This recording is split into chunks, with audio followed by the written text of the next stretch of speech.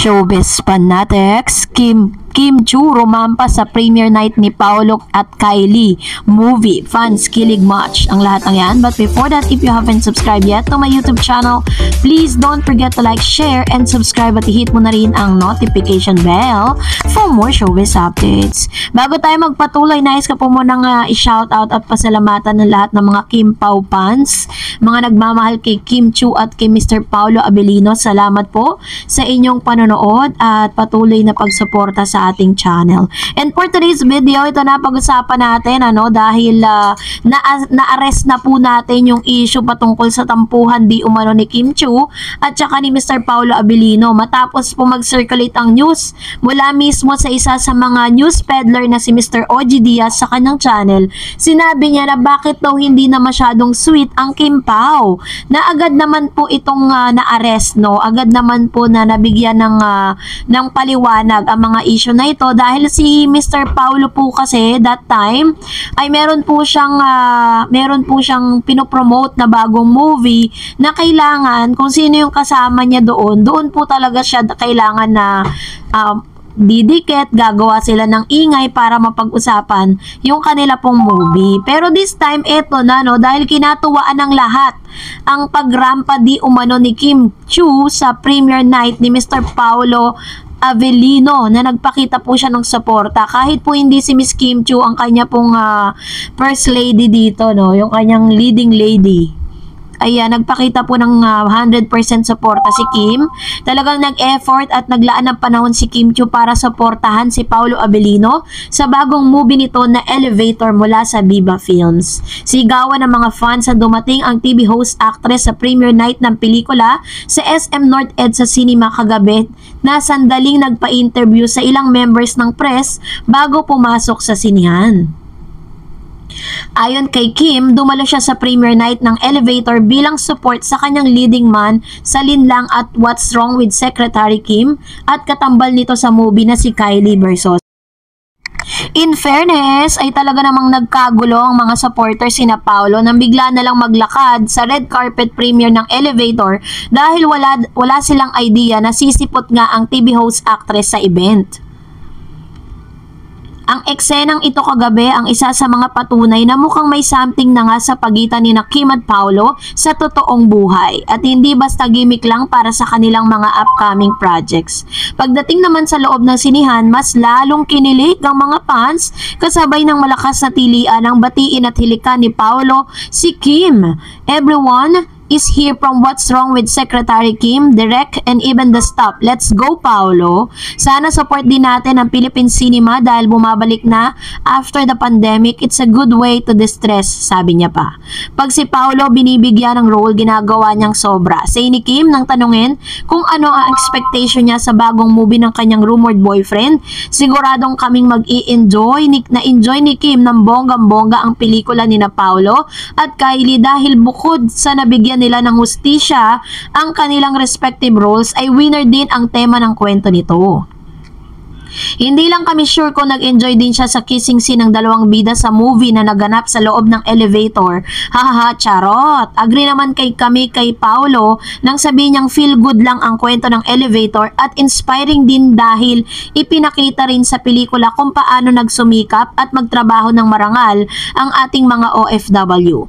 Kinuna ng kabuuan ng pelikula sa Singapore kung saan gumaganap ng elevator boy si Paolo habang si Kylie naman ang jowa ng mayamang negosyante na mai-inlove sa kanya na siyang pagsisimula ng twists and turns ng storya.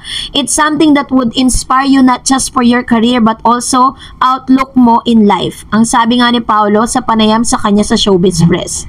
Showing na ang Elevator simula ngayong araw sa mga sinihan nationwide mula sa direksyon ni Philip King. This is produced by Viva Films, Rain Entertainment Cineco Production as Studio Viva. So, ang napansin nga lang ng ilang mga netizen na tila baga mas tinilian si Kim Chiu kaysa kay Kylie Versosa na siyang leading lady ni Paolo. So parang na-overshadow ni Kim Chiu etong si Miss Kylie, pero parang mas naging smooth at naging okay naman po yung kanilang pagpo-promote ng movie kasi nga 'di ba parang nadagdagan, it's added talaga itong si Kim Chiu para mas lalong tumindi at mas lalong mapag-usapan nga yung movie nitong si Mr. Paolo Avellino. So grabe naman po yung pasasalamat ng ilan dahil po nakita natin kung gaano po niya sinuportahan ang isang Paolo Avellino. So dahil dyan, meron naman po kayong mga iba't ibang reaction patungkol sa updates natin.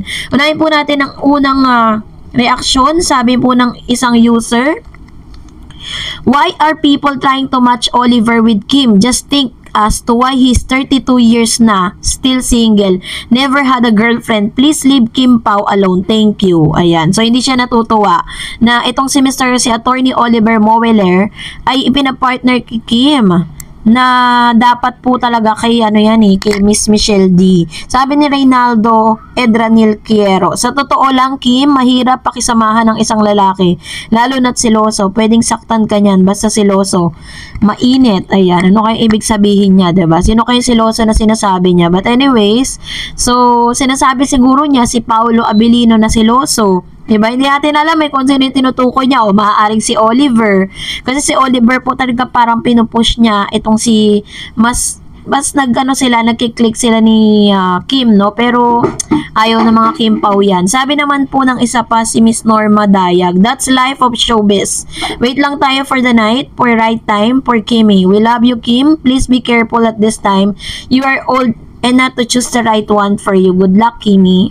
Ang sabi pa ng isa, ito na yung sinabi niya kanina, no? Tama po kasi parang kakagaling lang din kasi ni Kim Chiu sa isang napakasakit na relationship kung saan for the longest time kasama niya si Sian Lim, pero iba ang kanyang iba ang pinakasalan ni Kim Chiu, So medyo yun, alarming yun sa part ni Kim. Parang mas nagiging maingat at mas nagiging na siya ngayon, mas nagiging choosy. So dapat kailangan i-check niya muna talaga kung talagang si Paolo na yung para sa kanya. Sabi naman po ng isa pang commentator natin, si Maxi, "They can put someone in that seat if that person is already dating or in a relationship. Just respect for that person." Tama naman. And of course, sabi ni Burning Calmness, "Matagal na tapos ang taping. Paano may taping pa? Ewan lang, walang katotohanan." Ayan. So, ito naman po yung sabi po ng isa pang commentator natin, na kasi yung What's Wrong with Secretary Kim, possible kasi yan na kapag po tumaas ang rating, mataas ang, kumbaga parang talagang marami sumusuport, nakita natin. Kasi, lang yan, limited lang po kasi yung na yan. Dahil yan po ay parang inadapt lang po nila sa isang Korean nobela. Sabi pa ng isa, Alicia, "Kim Pao and Miss Norm Dayag, that's life of showbiz. Wait lang for the right time." So, that's it for today. For more videos and updates, please don't forget to like and subscribe, and please don't forget to follow my Facebook page, Dar Eds TV. God bless everyone.